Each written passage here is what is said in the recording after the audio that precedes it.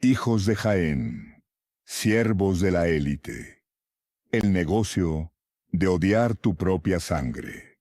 Escolta, nen, anem a parlar clar. Hoy vamos a entrar sin llamar a la puerta, en la cabeza de los que mandan. ¿Cómo es posible que un nieto de trabajadores de la Bobadilla, en Jaén, o de Turón, en Granada, termine siendo el abanderado de un movimiento que históricamente miró por encima del hombro a sus abuelos? Hablamos de Gabriel Rufián y de tantos otros que, como él, han hecho de la independencia su modus vivendi. Es la paradoja definitiva. El hijo del sur, que para no sentirse menos blanco o menos europeo, se pone la corbata del nacionalismo y decide que España es el enemigo. Es el triunfo del complejo de inferioridad convertido en negocio político. Estos líderes piden ayuda para su causa como si fueran los más oprimidos del mundo, mientras cobran sueldos de vértigo en el centro de Madrid. Por eso, hoy te pido tu ayuda para algo mucho más real, para hacer crecer este canal. No pedimos privilegios ni aranceles, solo tu apoyo para seguir diciendo las verdades que escuecen. Fesnos un favor. Si crees que esta división es un invento para que los de siempre sigan viviendo del cuento, dale a me gusta, suscríbete y únete a esta comunidad. Porque aquí no nos avergonzamos de tener la piel morena, ni de que nuestros padres vinieran del sur. ¿Crees que Rufián y compañía defienden tus intereses o solo están blanqueando su propio pasado? Deja tu comentario y que empiece el debate.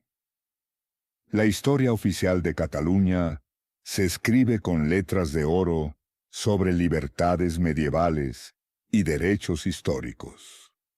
Pero la historia real, la que se respira en los polígonos industriales de los años 60 y en los áticos de lujo de hoy, se escribe con la tinta del complejo de inferioridad. Para entender el desorden independentista, no hay que mirar las leyes, sino la piel de quienes las gritan. El origen de esta guerra silenciosa no es democrático, sino estructural. El régimen franquista, en un ejercicio de cinismo económico, convirtió a Cataluña en el escaparate industrial de España. Madrid puso el capital político, el sur puso el sudor y la sangre. Millones de personas con la piel curtida por el sol andaluz y murciano llegaron a una tierra que les ofrecía pan a cambio de silencio y, eventualmente, de su propia identidad. Aquí nació el pacto del olvido individual. Al inmigrante se le hizo creer que su cultura era atrasada, folclórica y pobre. La lengua catalana no se presentó solo como una herramienta de comunicación, sino como un pasaporte de clase. Hablar catalán era dejar de ser el hijo del obrero para aspirar a ser el encargado. El ascenso social no fue solo económico, fue una limpieza étnica cultural consentida por los propios protagonistas en nombre del progreso. El hijo de esa inmigración que hoy puebla las clases medias y altas es un hombre que ha cumplido el sueño. Tiene dinero, estatus y poder. Pero su espejo le devuelve una verdad que le aterra. Su apellido es castellano, su piel es morena y sus gestos son los de sus abuelos de Jaén. Este individuo vive en una crisis de autenticidad permanente. Para resolverla, ha optado por la sobreadaptación. Necesita ser más independentista que los hijos de la burguesía de Vich o Gerona. Necesita la estelada como un escudo de piel sintética para ocultar su mancha de origen. Su apoyo a la independencia no es una convicción política, es una compra de prestigio. Al votar por la ruptura con España, no está rompiendo con un Estado. Está intentando romper con su propia genealogía. Está intentando blanquear su historia. Los políticos, conscientes de esta fragilidad psicológica, han diseñado el negocio perfecto. Le venden a este nuevo rico la idea de que es una víctima. Es una paradoja fascinante.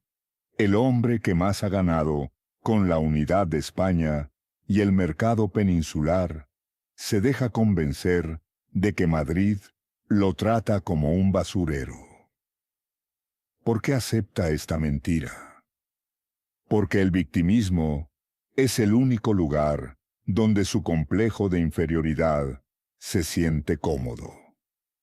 Si Cataluña es una víctima, entonces sus fracasos personales o su falta de raíces no son culpa suya, sino de un enemigo externo: España. El nacionalismo le ofrece una superioridad moral barata. No eres el hijo de un inmigrante pobre. Eres un ciudadano europeo, avanzado oprimido por un Estado arcaico. Barcelona opera como el escenario de este teatro. Una ciudad que vive de la marca España, su fútbol, su sol, su hospitalidad latina, pero que se proyecta como algo ajeno a ella. La élite política utiliza a este hijo del sur con complejos como carne de cañón electoral. Le dan una bandera para que no se dé cuenta de que lo están usando. Para mantener un cortijo donde los apellidos auténticos siguen siendo los que mandan en los consejos de administración. El sueño catalán es, en realidad, una pesadilla de identidad. Es el éxito económico alcanzado al precio de la esquizofrenia cultural.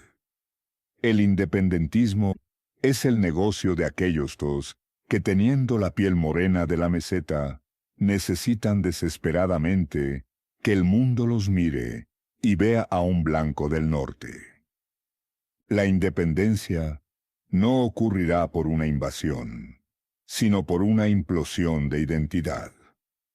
El día que el hijo del sur se dé cuenta de que puede ser rico, exitoso y catalán, sin necesidad de odiar a su padre ni de pedir perdón por su piel, el negocio de los políticos se hundirá. En Cataluña, la escuela dejó de ser un centro de enseñanza para convertirse en un centro de reprogramación. El uso de la lengua catalana se impuso bajo una premisa perversa: la inmersión. Pero la inmersión no buscaba solo el bilingüismo, buscaba establecer una frontera emocional dentro del hogar. Cuando el niño hijo de andaluces entra en el sistema, descubre que el idioma de sus padres, el que usa para decir «te quiero» o para pedir la cena, es el idioma de la calle, de lo vulgar, de lo no oficial. En cambio, el catalán es el idioma del profesor, del éxito y de la autoridad. Este choque crea una ruptura psicológica. El niño empieza a sentir una vergüenza inconsciente de sus padres. Al llegar a casa, el niño ya no solo habla otra lengua, habla desde otro estatus. La escuela le ha dado las herramientas para sentirse superior a su propia sangre. El relato educativo y mediático catalán ha construido un mito, el de la Cataluña que se hizo a sí misma contra todos. En este esquema, la España del Sur no es la que proporcionó la mano de obra que levantó las fábricas, sino un ente abstracto y opresor que solo enviaba policías y problemas. Se le enseña al joven de origen humilde que el progreso de Barcelona fue una victoria del genio catalán, ocultando que fue el mercado protegido español y el sacrificio de sus propios abuelos lo que financió esa riqueza. Al borrar el papel de España en el éxito de Cataluña, se le arrebata al hijo del sur su derecho a sentirse dueño del territorio. Se le convence de que es un invitado, que debe portarse bien y ser más nacionalista que nadie para que no lo echen del banquete de los privilegiados. El fútbol en Barcelona no es deporte, es psicoterapia colectiva. El estadio es el único lugar donde el hijo del inmigrante puede soltar su odio contra España sin sentirse un traidor a sus padres. Al gritar contra el Real Madrid, el individuo no está insultando a un equipo, está insultando al espejo de su propio origen que no quiere reconocer. El negocio futbolístico ha sido el cómplice necesario. Se le vende la idea de que el Barça es más que un club, porque representa la resistencia, cuando en realidad es una multinacional que necesita el conflicto para vender su narrativa. Para el nuevo catalán, el fútbol es el rito de iniciación definitivo. Si odias al Madrid, ya eres uno de los nuestros. Es la forma más barata y efectiva de comprar una identidad nueva. Los políticos llaman integración a lo que en realidad es una anulación. No quieren que el hijo del sur sume su cultura a la catalana. Quieren que la sustituya. El sueño catalán exige un sacrificio humano, el del pasado. El éxito de este modelo es tan perfecto que el individuo termina defendiendo los intereses de una élite que, en una cena privada, en la zona alta de Barcelona, se ríe de su acento y de su piel morena. Es el triunfo del síndrome de Estocolmo cultural. El rehén, el hijo del sur, se enamora de su captor, el nacionalismo, porque es el único que le ofrece una identidad que parece ganadora. La maquinaria de la amnesia funciona porque ofrece un trato tentador. Olvida de dónde vienes y te dejaremos sentarte en la mesa de los que mandan. El problema es que esa mesa tiene las patas cortas, y el nuevo catalán siempre tendrá que estar demostrando su lealtad, porque el nacionalismo, por definición, necesita siempre un enemigo, y el origen de ese hijo del sur es el recordatorio constante de que Cataluña y España son, les guste o no, la misma cosa. Si la educación fue la droga y el estatus fue el anzuelo, el tercer acto de esta narrativa es el choque contra la realidad. Es el momento en que el hijo del sur, ya maduro, rico en posesiones, pero pobre en raíces, descubre que la independencia no era un destino, sino un método de facturación para una élite que nunca planeó compartir el botín. Durante años, se le prometió al nuevo catalán que la independencia sería un proceso quirúrgico, sin dolor y con anestesia económica. Seremos la Dinamarca del Sur, decían, desde despachos moquetados. Pero la economía no entiende de sentimientos ni de banderas. Cuando en 2017 las sedes de los bancos y las grandes empresas huyeron de Barcelona en cuestión de horas, el Hijo del Sur vio la primera grieta en su máscara. Se dio cuenta de que su riqueza esa, que le permitía mirar por encima del hombro a sus primos de Málaga, no era una propiedad mágica del suelo catalán, sino el resultado de la estabilidad dentro de España y Europa. El negocio de la independencia empezó a mostrar su cara oculta, la decadencia. El Hijo del Sur descubrió que podía ser independiente, pero quizás ya no sería rico. Y sin riqueza, su complejo de superioridad se queda sin combustible. Aquí es donde la psicología del complejo duele más. El hijo del inmigrante, que se ha esforzado en hablar el catalán más perfecto, que ha colgado la bandera más grande y que ha renegado de su familia, descubre que sigue existiendo un techo de cristal. En los círculos de poder real, en las masías de las familias que llevan siglos dominando el territorio, él sigue siendo el hijo del andaluz. Puede ser el portavoz en el Parlamento, puede ser el agitador en la televisión, pero nunca será parte del linaje. Lo han usado como perro de presa para ladrar a Madrid, pero cuando llega la hora de repartir el poder real, la élite vuelve a sus apellidos tradicionales. El sueño catalán se revela como una subcontratación de la identidad. Le dejaron usar la bandera, pero no le dieron las llaves de la caja fuerte. El conflicto permanente genera fatiga. Tras años de guerra futbolística y política, el individuo empieza a sentir el vacío de haber asesinado su propio pasado. El orgullo de ser blanco y del norte se resquebraja cuando se da cuenta de que España no es el basurero que le vendieron, sino un país que sigue avanzando mientras su entorno se obsesiona con fronteras del siglo XIX. Es la crisis de la mediana edad del nacionalismo.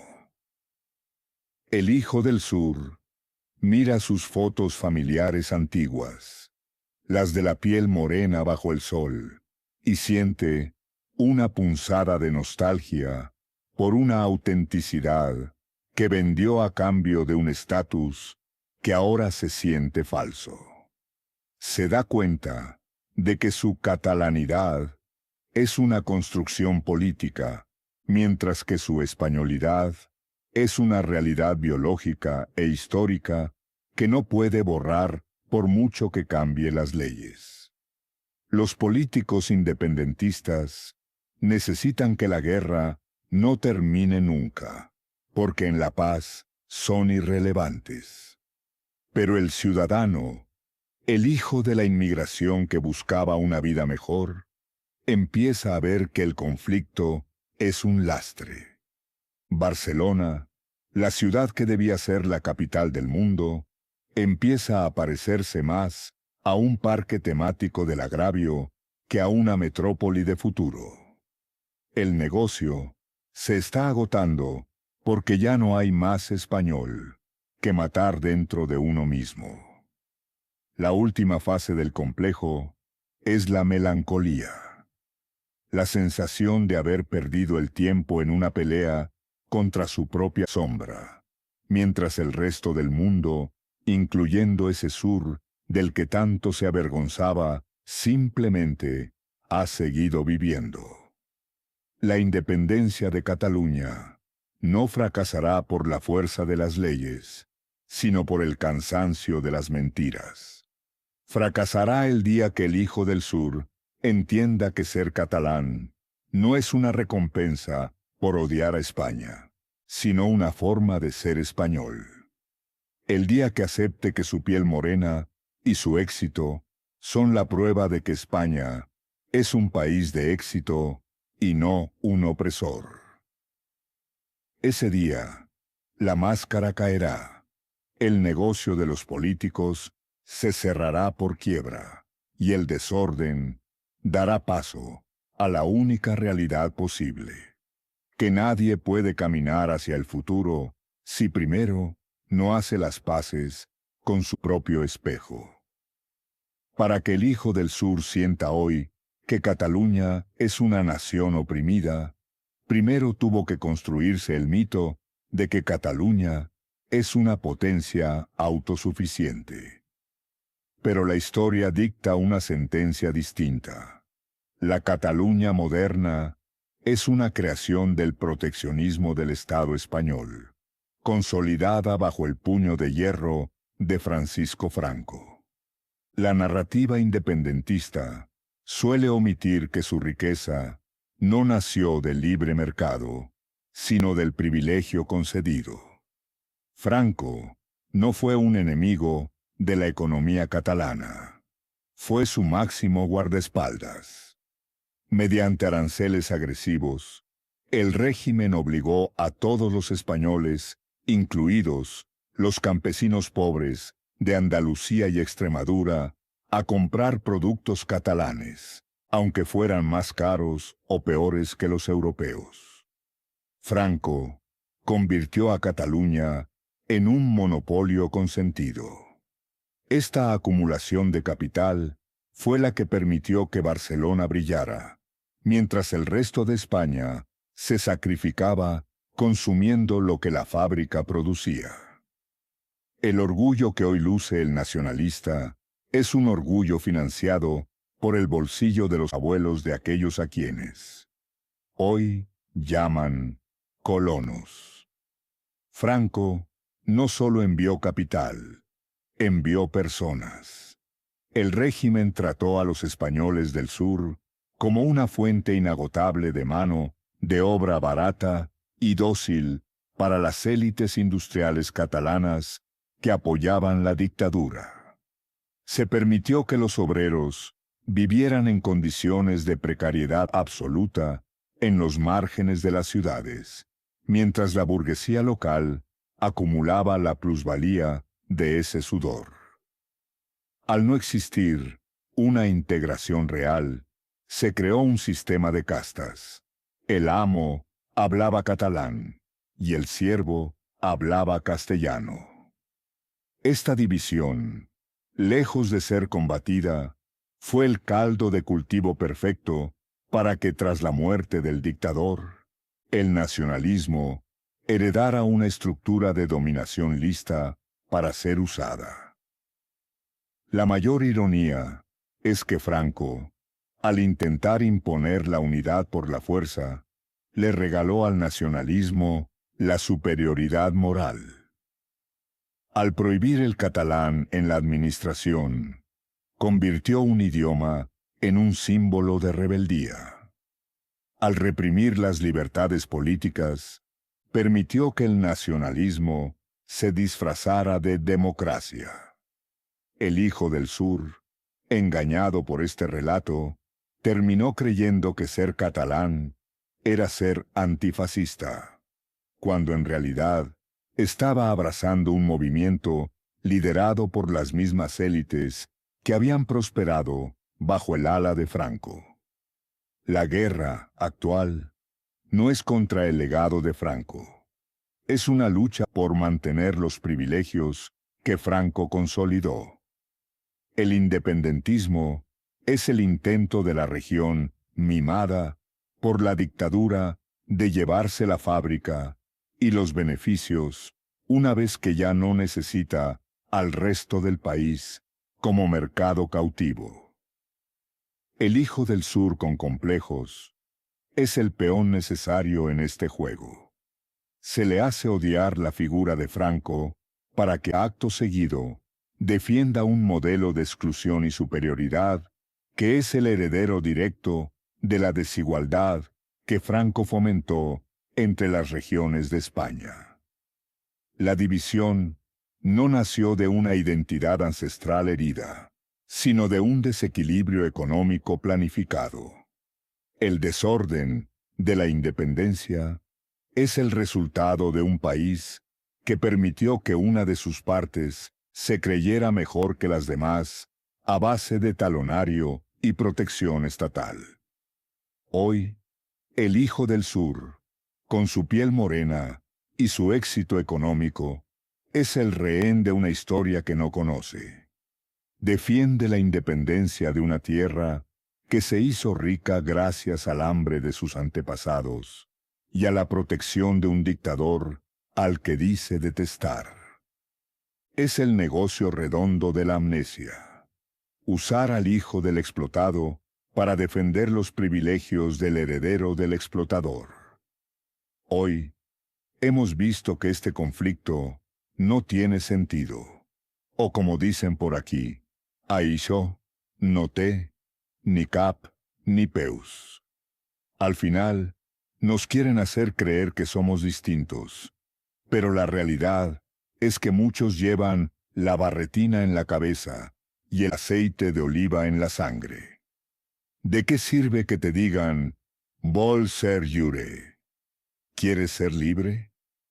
Si para hacerlo te obligan a olvidar de dónde vienes. No hay nada más triste que un catalá de socarrel, catalán de pura cepa, que tiene que esconder que sus abuelos son de la tierra del Ronquío. Escoltan en, que no te vendan la moto. La verdadera independencia es poder decir con orgullo, soc tan català com el que més, però a casa meva es parla com a Jaén y no demanaré perdó per la meva pel morena. Ya está bien de complejos.